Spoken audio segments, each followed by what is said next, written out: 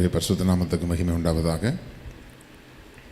இந்த நாளிலும் வேத தியானத்துக்காக நாம் எடுத்துக்கொண்டிருக்கிற வேத பகுதி சங்கீதங்களின் புஸ்தகம் 17வது அதிகாரம் 7வது வசனத்தை நாம் தியானிக்கப் போகிறோம்.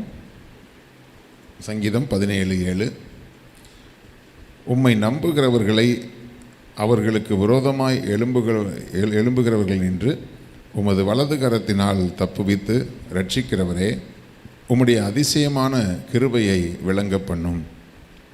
உம்மை நம்புகிறவர்களை அவர்களுக்கு விரோதமாய் எழும்புகிறவர்கள் நின்று அவருடைய வலது கரத்தினாலே நம்மை தப்புவித்து அவர் ரட்சிக்கிறவர் என்று வேதம் சொல்கிறது.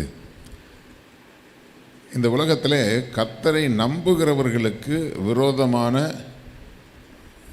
ஜனங்கள் எழும்புகிறதை நாம் எல்லா இடங்கள்லையும் பார்க்குறோம். அதாவது பேசிக்கொண்டிருக்கும் போதே நீங்கள் ஒரு கிறிஸ்டினா அப்படின்னு கேட்ட உடனே அவங்களுடைய முகத்தில் நாம் கிறிஸ்தவர்கள் என்று தெரிந்த உடனே அவங்களுடைய முகத்தில் ஏற்படுகிற அந்த மாற்றத்தை நாம் கவனிக்கிறோம். தேவனுடைய பிள்ளைகளை, அப்படி அவரை நம்புகிறவர்களுக்கு விரோதமாய் எழும்புகிற சில பேர் விரோதமாக எழும்புகிறாங்க. சில பேர் விரோதமான எண்ணங்களை அவங்க முகத்திலேயே காண்பிக்கிறாங்க. அன்றைக்கு ஒரு விசுவாசிகளுக்காக ஒரு வீடு பார்க்கணுன்னு சொல்லிட்டு ஒரு OLXில் பார்த்துட்டு ஒரு ஃபோன் பண்ணி கேட்டேன். அப்போது உங்களை நம்பரை அனுப்புங்க சார் அப்படின்னாப்புல. அப்போ நம்பரை அனுப்பின உடனே உங்கள் வாட்ஸ்அப் நம்பருக்கு நான் அட்ரஸ் அனுப்புகிறேன் அப்படின்னாரு. வாட்ஸ்அப் நம்பரை அனுப்பின உடனே என்னுடைய ப்ரொஃபைலில் பார்த்த உடனே என்னோடு கூட இருக்கிற என்னுடைய மனைவியுடைய ஃபோட்டோவை பார்த்துட்டு அவங்க நகை போடாமல் இருக்கிறாங்க அப்படின்ன உடனே அவன் ஃபோன் பண்ணி கேட்டான், நீங்கள் கிறிஸ்டினா சார் அப்படின்னா. ஆமாம் அப்படின்னு. கிறிஸ்டியன்ஸுக்கு நாங்கள் வீடு கொடுக்கறதில்ல சார் அப்படின்னாங்க. அப்போது ஆண்டவருடைய பிள்ளைகள் இந்த பூமியிலே புறக்கணிக்கப்படுகிறார்கள். எங்கே போனாலுமே போன உடனே நீங்கள் இந்துவா கிறிஸ்டினா முஸ்லீமா இந்த 3 காரியத்தை கேட்டுட்டு தான் வீடு கொடுக்குறாங்க. அப்போது அதுலேயும் ஆண்டவருடைய பிள்ளைகள் அப்படின்னு சொன்னாவே அவங்களுக்கு ஒரு எரிச்சல் உண்டாகுது. அப்போது ஆண்டவரை நம்புகிறவர்களுக்கு விரோதமாக எழும்புகிறவர்கள், அதுக்கு பிறகு அவங்களுடைய பேச்சு அவங்களுடைய எல்லாமே மாறி போகும். இதுதான் இன்றைக்கி இருக்கிற உலகத்தினுடைய சூழ்நிலைகள். அப்போ இப்படிப்பட்டதான எதிராக எழும்புகிறவர்களுக்கு அங்கே ஒரு வார்த்தை சொல்லப்பட்டிருக்கிறது, உம்மை நம்புகிறவர்களை. அப்போ கர்த்தருடைய பிள்ளைகளை, நாம் கிறிஸ்தவர்களாக இருக்கலாம், கிறிஸ்துவை நாம் விசுவாசிக்கிறவர்களாக இருக்கலாம்.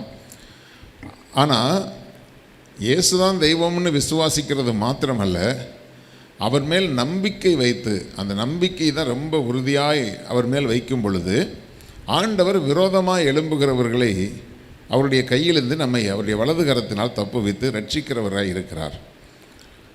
அப்போ அவர் மேல் நம்ம வைத்திருக்கிற நம்பிக்கை நாம் கிறிஸ்தவர்கள் என்று அடையாளப்படுத்தி கொள்ளுகிறதற்காக நாம் விசுவாசிக்கிறோமா, அல்லது நாம் அவர் மேல் வைத்திருக்கிற நம்பிக்கை ஆண்டவரையே அசைக்கக்கூடியதாக இருக்கிறதா? அநேக நேரங்களில் நம்ம வேதத்தில் பார்க்குற அநேக பரிசுத்தவான்கள் அவங்களுடைய நம்பிக்கை, விடாப்பிடியாய் தேவன் மேல் வைத்திருக்கிற நம்பிக்கை, அந்த நம்பிக்கை தான் அநேக நேரங்களில் நமக்கு இன்றைக்கி சவாலாக இருக்கிறது. இன்றைக்கி அநேக விசுவாசிகள் என்று சொல்லியும் அநேகருக்குள்ளே அந்த விசுவாசம் இல்லை, ஆண்டவர் மேல் அந்த உறுதியான நம்பிக்கை இல்லை. ஒரு போராட்டம் வந்த உடனேயே ஏன் ஆண்டவர் இப்படி பண்ணுறாரு, ஏன் ஆண்டவருக்கு தெரியாதா அப்படின்னு ஆண்டவருக்கு விரோதமான வார்த்தைகளை பேசுகிறவர்களை நாம் பார்க்குறோம்.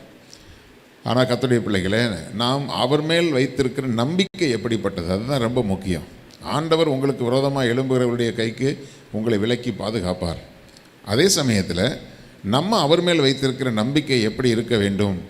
2 ராஜாக்கள் 18:5 பார்க்கும் பொழுது, 2 ராஜாக்கள் 18:5 நம்ம பார்க்கும்போது, அவன் இஸ்ரவேலின் தேவனாகிய கர்த்தர் மேல் வைத்த நம்பிக்கையிலே அவனுக்கு பின்னும் அவனுக்கு முன்னும் அவனைப் போல ஒருவனும் இருந்ததில்லை. எசேக்கியா ராஜாவை குறித்து இந்த ஒரு நல்ல ஒரு வார்த்தை சொல்லப்பட்டிருக்கிறது. அவன் இஸ்ரவேலின் தேவனாகிய கர்த்தர் மேல் வைத்த நம்பிக்கையிலே அவனுக்கு பின்னும் அவனுக்கு முன்னும் அவனைப் போல ஒருவனும் இருந்ததில்லை. அப்படின்னா அவனுக்கு முன்னாடி தாவீது வர்றாரு, அவருக்கு முன்னாடி இன்னும் எத்தனையோ பேர் வர்றாங்க. ஆனால் அவங்க எல்லாமே ஆண்டவர் மேலே விசுவாசம் வச்சாங்க, ஆண்டவர் மேலே பயங்கர நம்பிக்கையாக இருந்தாங்க, கர்த்தர் அவங்களை விடுவித்தார், அவங்களை ஆசீர்வதித்தார், எல்லாமே இருக்குது. அதாவது தாவீது சொல்லும்போதே சொல்கிறாரு, எங்களுடைய பிதாக்கள் உம்மிடத்தில் நம்பிக்கை வைத்தார்கள், நம்பின அவர்களை நீர் விடுவித்தீர், எகிப்திலிருந்து ஜனங்களை மீட்டு கொண்டு வந்தார், எல்லாமே இருக்குதுங்க. அதையெல்லாம் தாண்டி வேதம் சொல்லுது, எசேக்கியா ராஜாவை போல அவர் மேல் வைத்த நம்பிக்கையில் அவனுக்கு முன்னும் பின்னும் யாருமே அப்படி இருந்ததில்லை அப்படின்னு சொல்லக்கூடிய அளவுக்கு அவனுடைய நம்பிக்கை அப்படிப்பட்ட ஒரு உறுதியான நம்பிக்கையாக இருந்திருக்கிறது. அப்போ இந்த வசனம் நம்ம எல்லாருக்குமே ஒரு பெரிய சவாலாக இருக்கிறது. ஏன்னா முற்றுகை போடப்பட்ட ஒரு அனுபவம், அவனுடைய அந்த அலங்கத்தை விட்டு வெளியில் போகவே முடியாது. எப்போவுமே ஒரு நாடு அதாவது பொருளாதார தடை விதிச்சிட்டாங்கன்னா எந்த நாட்டோடையும் அவங்க பிஸ்னஸ் பண்ண முடியாது. எந்த நாடுமே தன்னுடைய நாட்டில் உள்ள வசதிகளை வைத்து மட்டும் வாழ முடியாது. நம்ம நாட்டில் இருக்கிற ஒரு சில வளங்கள் மற்ற நாட்டில் இருக்காது, மற்ற நாட்டில் இருக்கிறது நம்ம நாட்டில் இருக்காது. அப்போ இங்கேருந்து பொருள் மாற்றம், பண்ட மாற்றங்கள் எல்லாமே இருக்குது. எல்லாமே இன்றைக்கி ஒரு பெட்ரோல் வேணும்னா அரபு நாடுகளுக்கு போக வேண்டியிருக்குது. அப்போது அப்படி ஒவ்வொரு தேவைகளுக்காக நம்ம ஒவ்வொரு தேசத்தை நாம் நம்பி இருக்கிறோம். நம்முடைய தேசத்தை நம்பி பல நாடுகள் இருக்குது. அப்போ இப்படி இருக்கும் பொழுது இங்கே பொருளாதார தடை விதித்தது போல் முற்றுகை போடப்பட்ட ஒரு அனுபவம். அந்த இடத்துல அவன் எப்படி கர்த்தர் மேல் நம்பிக்கை வைத்தான், அதுதான் ரொம்ப முக்கியம். அவனை எப்படியும் அடிபணிஞ்சு போக வைக்கணும்னு எவ்வளவோ முயற்சி பண்ணி பார்த்தாங்க. ஆனாலும் அவன் தன் தேவனாகிய கர்த்தருக்கு முன்பாக தேவனுடைய ஆலயத்துக்கு போனானே தவிர அவன் போய் சரணடைகிறதுக்காக போகவே இல்லை. அப்போது இன்றைக்கி நம்முடைய வாழ்க்கையில் சில தேவைகள் நமக்கு முன்னாடி சவாலாக நிற்கும்போது நாம் போய் அநேக நேரங்களில் சத்தியத்தை விற்று விடுகிறோம், சத்தியத்தை விட்டு விலகி விடுகிறோம். ஆனால் சத்தியத்துக்காக உறுதியாக நின்று கர்த்தர் மேல் நம்பிக்கையாக இருப்பதில்லை. நமக்கு சில சோதனைகள் வரும்பொழுது நம்மை கர்த்தரை விட்டு வழி விலக பண்ணுகிறதற்கு பிசாசு கொண்டு வருகிற சில சோதனைகள், சில போராட்டங்கள், அப்படிப்பட்ட காரியங்களில் நாம் எப்படி இருக்கிறோம்? கர்த்தர் மேல் வைத்திருக்கிற நம்பிக்கையில் நாம் உறுதியாக இருக்கிறோமா? ஆனால் இங்கே சொல்லப்பட்டிருக்கிறது, அவனுக்கு பின்னும் அவனுக்கு முன்னும் அவனைப் போல ஒருவனும் இருந்ததில்லை என்று சொல்லப்பட்டிருக்கிறது. அப்போது அதே போல் பாருங்கள், அதுக்கப்புறம் தன்னுடைய ஜனங்களை குறித்து இந்த 2 நாளாகமும் 32:8 இதே சம்பவத்துக்கு அவன் சொல்லுகிற ஒரு காரியத்தை பார்த்திங்கன்னா, 2 நாளாகமும் 32:8 அவனோடு இருக்கிறது மாம்ச புயம், நமக்கு துணை நின்று நம்முடைய யுத்தங்களை நடத்த நம்மோடு இருக்கிறவர் நம்முடைய தேவனாகிய கர்த்தர் தானே என்று சொல்லி அவர்களை தேற்றினான். யூதாவின் ராஜாவாகிய எசேக்கியா சொன்ன இந்த வார்த்தைகளின் மேல் ஜனங்கள் நம்பிக்கை வைத்தார்கள். கர்த்தருடைய பிள்ளைகளை, எதுவுமே அவனுக்கு சாதகமான சூழ்நிலை இல்லை தான். ஒரு பெரிய பல தேசங்களை ஜெயிச்சுட்டு அங்கே சனகரிப்பு நின்று கொக்கரிக்கிறான். இதெல்லாம் நடந்துக்கிட்டு இருக்குது. ஆனால் இதெல்லாம் ஓகே, அதாவது நான் நம்புறதுக்கோ நம்பிக்கைக்குரிய எந்த ஒரு அடையாளமோ இல்லை. ஆனாலும் தான் ஆண்டவர் மேலே வைத்திருந்த நம்பிக்கையை அப்படியே ஜனங்களிடத்தில் அவன் சொல்லுகிறான்.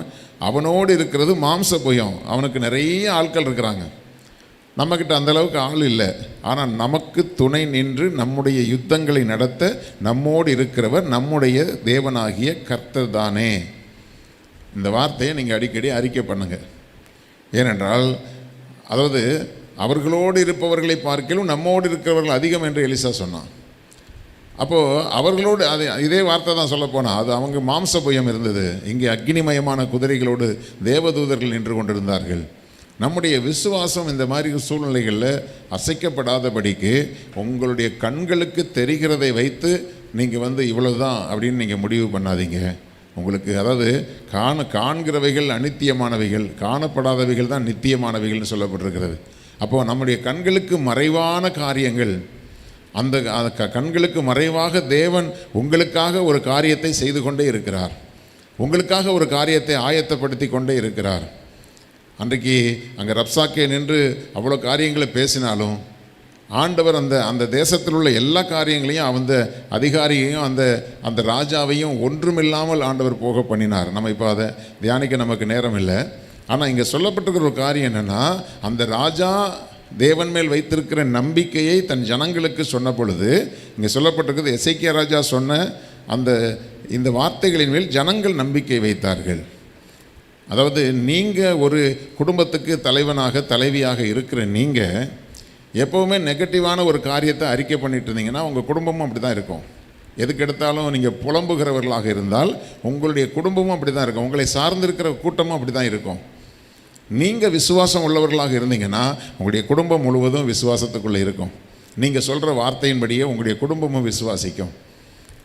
நமக்கு பின் இருக்கக்கூடிய நம்மை சார்ந்திருக்கிற குடும்பங்களும் நம்முடைய சொந்த பந்தங்களும் நாம் ஆண்டவர் மேல் வைத்திருக்கிற அந்த நம்பிக்கையையும் தேவன் நமக்கு செய்கிற அற்புதத்தையும் பார்த்து அவர்கள் நம்முடைய தேவனை விசுவாசிக்கக்கூடிய அளவுக்கு, அல்லது நம்முடைய குடும்பம் தேவன் மேல் நம்பிக்கையாக இருக்கக்கூடிய அளவுக்கு, பெற்றோர்கள், குடும்பத்துக்கு தலைவராக இருக்கக்கூடியவர்கள், தலைவியாக இருக்கக்கூடியவர்கள், அல்லது முன்னோடியாக இருக்கக்கூடியவர்கள், நீங்கள் வைத்திருக்கிற நம்பிக்கை உங்களுக்கு கீழே இருக்கிற ஜனங்களை பற்றி பிடிக்கும்.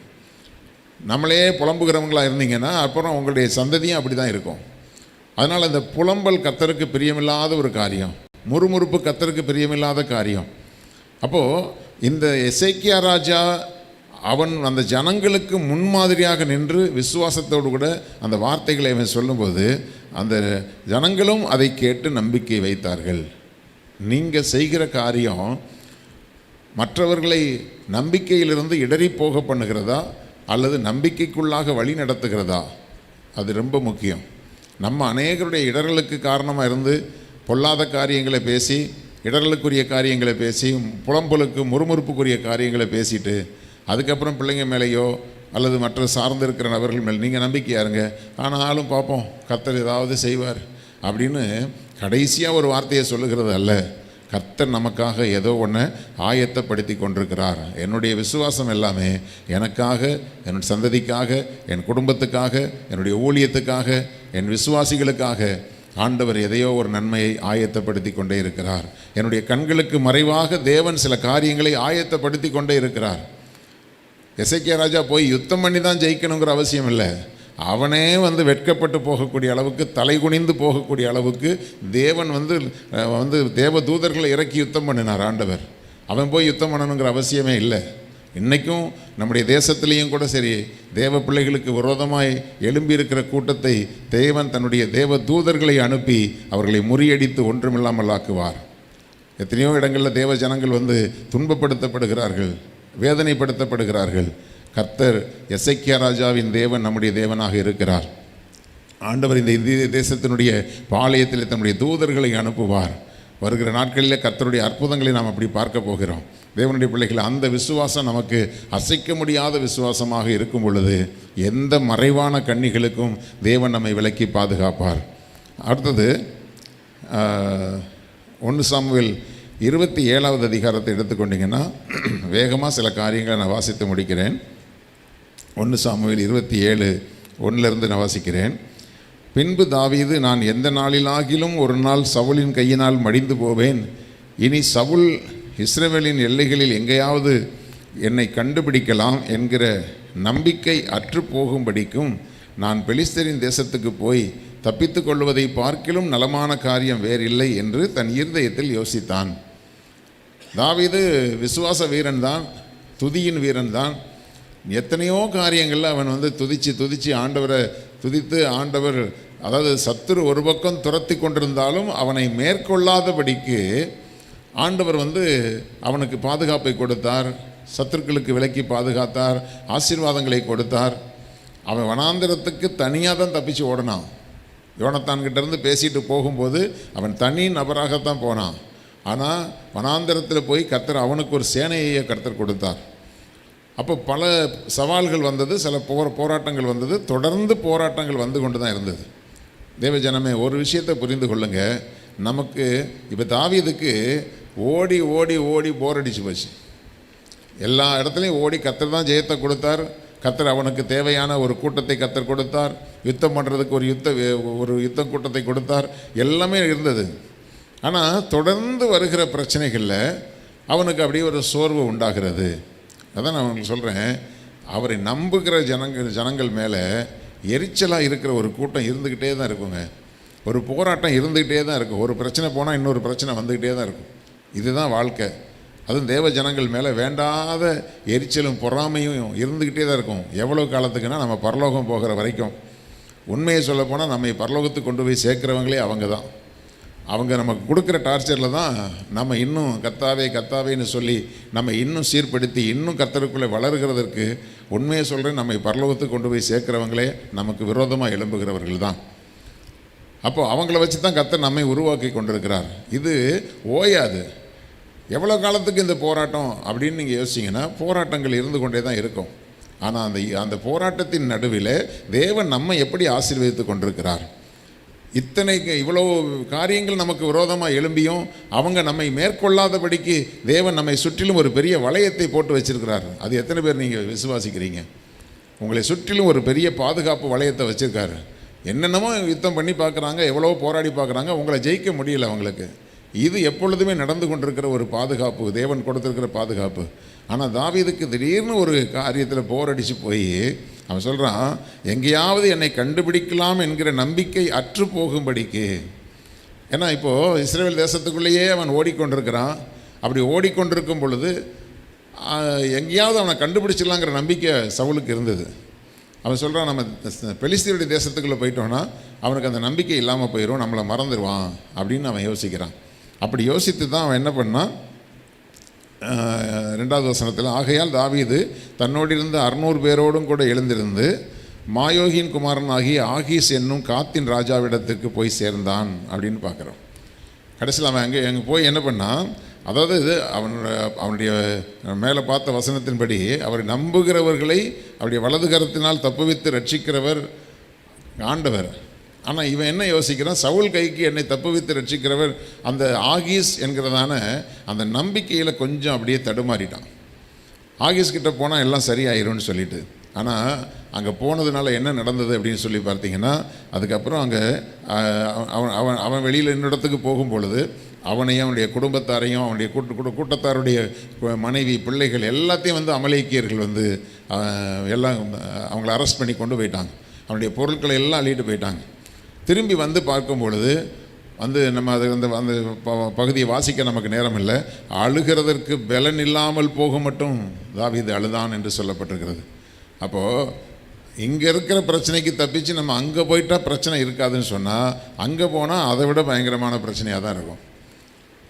நான் எப்போவுமே சொல்லுவேன், இங்கே என்னை பாதுகாக்க முடியாத கர்த்தர் அங்கே எப்படி என்னை பாதுகாப்பார்? இங்கே கர்த்தரால் என்னை ஆசீர்வதிக்க முடியாதுன்னா அங்கே கொண்டு வச்சு எங்கே எப்படி என்னை ஆசீர்வதிப்பார்? கர்த்தர் என்னை இருக்கிற இடத்துலையே ஆசீர்வதிக்க அவர் வல்லவராக இருக்கிறார். இருக்கிற இடத்துலையே கர்த்தர் என்னை பாதுகாக்க கர்த்தர் வல்லவராக இருக்கிறார். அந்த விசுவாசம் தான் தேவனுடைய பிள்ளைகளுக்கு எப்போவுமே இருக்கணும். அப்போ தாவீது கொஞ்சம் தடுமாறினா அதுக்கு பிறகு நடந்த சம்பவங்கள்லாம் பார்த்திங்கன்னா, தாவீது எல்லாவற்றையும் இழந்து போனான். அதுக்கு பிறகு அதாவது 1 சாமுவேல் 30:6 பார்க்கும்பொழுது தாவீது மிகவும் நெருக்கப்பட்டான். பாருங்கள், இப்போது எல்லாமே போனதுக்கப்புறம் கூட இருந்தவங்களும் சேர்ந்து கள்ள தூக்கிட்டாங்க. உன் கூட வந்ததுனால தான்டா எங்களுக்கு பிரச்சனை, அதனால தான் எங்களுடைய மனைவி பிள்ளைகள் எல்லாம் நாங்கள் இழந்து போனோம் அப்படின்னு சொல்லி, சரி கூட இருக்கிறவங்களாவது எனக்கு சப்போர்ட்டாக இருப்பாங்கன்னு பார்த்தேன். அதாவது உதாரணத்துக்கு இப்போது இஸ்ரேல் தேசத்துக்குள்ளே அவன் சவுலுக்கு பயந்து ஓடிட்டு இருக்கும்போது சவுல் தான் அவனுக்கு எதிரியாக இருந்தான், கூட இருந்தவங்களாம் அவனுக்கு ஆதரவாக இருந்தாங்க. இப்போது பெலிஸ்தீர் தேசத்தில் ஒன்றில் போய் நான் குடியிருந்து அங்கே தப்பித்து கொள்ளலான்னு சொல்லி போனால் இப்போ கூட இருக்கிறவனே பிரச்சனையாக மாறிட்டாங்க. நான் சொல்கிறேன், உங்களுக்கு பிரச்சனை எங்கேருந்து முளைக்கும்னே தெரியாது. அதாவது அந்த முதல் வசனத்தில் சொன்ன அதே வார்த்தை தான், உம்மை நம்புகிறவர்களை அவர்களுக்கு விரோதமாக எழும்புகிறவர்களுடைய கையில் நின்று. அப்படின்னா என்ன அர்த்தம்? அவரை நம்புகிறவர்களுக்கு எந்த இடத்துல இருந்தனாலும் பிரச்சனை இருந்துகிட்டு தான் இருக்கும். அதுக்கப்புறம் பாருங்கள், தாவீது மிகவும் நெருக்கப்பட்டான். சகல ஜனங்களும் தங்கள் குமாரத்திகள் நிமித்தம் மனக்லேசமானதினால் அவனை கல்லறிய வேண்டும் என்று சொல்லி கொண்டார்கள். தாவீது தன் தேவனாகிய கர்த்தருக்குள்ளே தன்னை திடப்படுத்தி கொண்டான். அதுக்கு பிறகு 30:7 பார்த்திங்கன்னா, தாவீது அமலேக்கியின் குமாரனாகிய அபியத்தார் என்னும் ஆசாரியனை நோக்கி ஏபோத்தை என்னிடத்தில் கொண்டு வா என்றான். அபியத்தார் ஏபோத்தை தாவீதினிடத்தில் கொண்டு வந்தான். தாவீது கர்த்தரை நோக்கி, நான் அந்த தண்டை பின்தொடர வேண்டுமா, அதை பிடிப்பேனா என்று கேட்டான். அதற்கு அவர், அதை பின்தொடர், நீ அதை பிடித்து சகலத்தையும் திருப்பிக் கொள்ளுவாய் என்றார். அப்பொழுது தாவீதும் அவனோடு இருந்த 600 பேரும் போனார்கள். அவர்கள் பேசேர் ஆற்றண்டைக்கு வந்தபோது அங்கே சிலர் நின்று போனார்கள். அதில் சில காரியங்கள் நடந்த பிறகு 30:18 பார்த்தீங்கன்னா, அமலேக்கியர் பிடித்து கொண்டு போன எல்லாவற்றையும் தன்னுடைய 2 மனைவிகளையும் தாவீது விடுவித்தான். அவர்கள் கொள்ளையாடி கொண்டு போன எல்லாவற்றிலும் சிறியதிலும் பெரியதிலும் குமாரரிலும் குமாரத்திகளிலும் ஒன்றும் குறைவுபடாமல் எல்லாவற்றையும் தாவீது திருப்பி கொண்டான். பாருங்கள், ஆகீஸை நம்பி போனான், எல்லாத்தையும் இழந்தான், கடைசியில் நெருக்கப்பட்டான். அப்புறம் கர்த்தரிடத்தில் அதுக்கப்புறம் தான் விசாரிக்கிறான், ஆண்டவரே நான் போகலாமா வேண்டாமா? இதை நீங்கள் பெலிஸ்தீர் தேசத்துக்கு போகிறதுக்கு முன்னாடியே விசாரிச்சிருந்தீங்கன்னா, ஏன்னா அபியத்தார் உன் கூட தான் இருக்கிறான், ஏபோத்து உன் கூட தான் இருக்குது, அங்கே நீ விசாரித்திருந்தீங்கன்னா இவ்வளோ போராட்டங்கள் வந்திருக்க வேண்டிய அவசியம் இல்லை. தேவனுடைய பிள்ளைகளை, தேவன் நடத்துகிற பாதைக்கு தப்பிக்கொள்ள விரும்பாதீங்க. தேவன் எந்த இடத்திலிருந்தும் உங்களை பாதுகாக்க வல்லவராக இருக்கிறார். எந்த பிரச்சனையிலிருந்தும் கர்த்தர் உங்களை விடுவிக்க அவர் வல்லவராக இருக்கிறார். ஒரு எசேக்கியா ராஜாவை போல நீங்கள் ஒரு உறுதியான நம்பிக்கை உள்ளவர்களாக இருங்க. அவன் எசேக்கியா ராஜா எங்கேயும் ஓடி போகலை, எந்த ராஜாக்கள்கிட்டையும் போய் அவன் உதவி கேட்கவே இல்லை. அவன் தேவனுடைய சமூகத்தில் இருந்தான், தேவன் மேல் நம்பிக்கை வைத்திருந்தான். கர்த்தரே தம்முடைய தூதர்களை அனுப்பி ஆண்டவர் ஒன்றுமில்லாமல் ஆக்கினார். அதுபோல் தேவனாகிய கர்த்தர் உங்கள் மேலும் ஆண்டவர் அப்படித்தான் திட்டம் வைத்திருக்கிறார். இன்றைக்கி உங்களுக்கு விரோதமாக எழும்பி நிற்கிற எந்த ஒரு காரியமாக இருக்கட்டும், நீங்கள் அமைதியாக ஸ்தோத்திரம் மட்டும் பண்ணிக்கிட்டே இருங்க. ஆண்டவரே நான் உங்களை விசுவாசிக்கிறேன்ப்பா, உங்கள் மேலே நான் அசையாத நம்பிக்கை வச்சுருக்கேன். ஆண்டவரே எனக்கு வேறு பரிகாரி கிடையாது, நீங்கள் தான் என்னுடைய பரிகாரின்னு சொல்லி ஆண்டவரோடு நீங்கள் பேசுங்க, ஆண்டவர்கிட்ட அறிக்கை பண்ணுங்கள். கர்த்தர் உங்களை எல்லா தீங்குக்கும் விலக்கி பாதுகாக்க கர்த்தர் உங்களோடு கூட இருக்கிறார். அப்படியே கண்களை மூடி நாம் ஜெபிக்கலாம். ஹல்லேலூயா, ஹல்லேலூயா, ஹல்லேலூயா, ஹல்லேலூயா. ஸ்தோத்திரம், ஸ்தோத்திரம், ஸ்தோத்திரம். எல்லாரும் ஹல்லேலூயா உற்சாக பலிகளை செலுத்தி ஆண்டவரை மகிமைப்படுத்துவோமாக. ஹல்லேலூயா, ஹல்லேலூயா, ஹல்லேலூயா. கர்த்தர் ஹல்லேலூயா நம்மை விடுவிக்கிறவர் கர்த்தர் ஒருவர் மாத்திரமே. ஹல்லேலூயா, ஸ்தோத்திரம், ஸ்தோத்திரம், ஸ்தோத்திரம். ஹல்லேலூயா. பெலிஸ்தருடைய தேசத்துக்கு ஒன்று போய் அங்கே போய் நான் தப்பிக்கொள்ளலாம் என்று சொல்லி ஹல்லேலூயா தாவீது எடுத்த தவறான ஒரு முடிவு. ஹல்லேலூயா.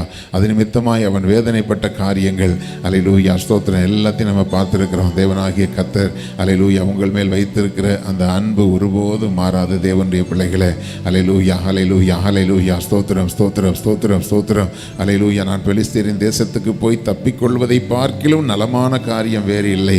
ஹல்லேலூயா, ஹல்லேலூயா. அவன் பார்வைக்கு நலமாய் தோன்றினது.